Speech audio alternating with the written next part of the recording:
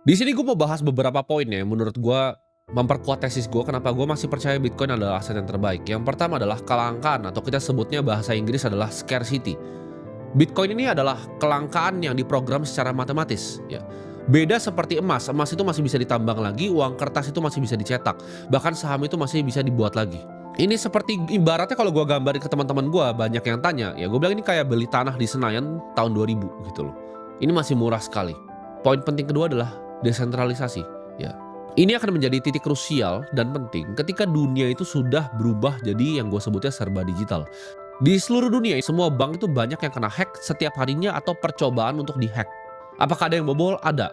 Kalau kecil uangnya ditambal, kalau besar ya udah kolaps. Bitcoin itu adalah aset yang nggak ada perusahaannya. Ya, jadi bukan kayak bank, dia ada perusahaan, ada Bank of America, ada Wells Fargo. Bitcoin itu tidak punya perusahaan di belakangnya.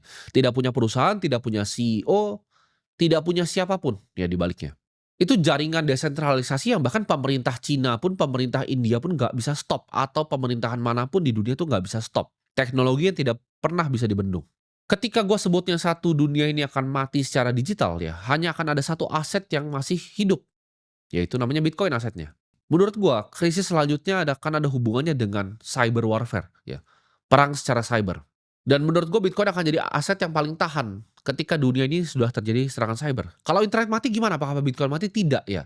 Jack Dorsey, founder dari Twitter, udah menemukan caranya ya transfer Bitcoin lewat jaringan Bluetooth bahkan. Jadi di jam antara satu Bluetooth ke Bluetooth yang lain tanpa internet. Dan yang ketiga itu adalah waktu ya. Jadi waktu itu selalu akan jadi hakim yang paling adil. 2013 Bitcoin tuh bahan bencana. Ketika gue pertama kali beli tahun 2015, itu dibilang ini tulip mania. 2020 narasinya sudah berubah. Ketika Michael Saylor masuk, itu jadi emas digital. Dan di 2025 ini udah jadi strategic reserve di berbagai negara teman-teman ya. El Salvador, kita lihat juga di Bhutan itu jadi reserve negaranya. Negara adidaya seperti US. Dan banyak akan negara-negara yang ikut. Bentar lagi paling Saudi juga udah masukin di salah satu asetnya. Bitcoin tuh akan jadi bahtera ya. Ketika banjir yang besar tuh akan datang, ini akan jadi tempat di mana orang-orang akan bisa berlindung.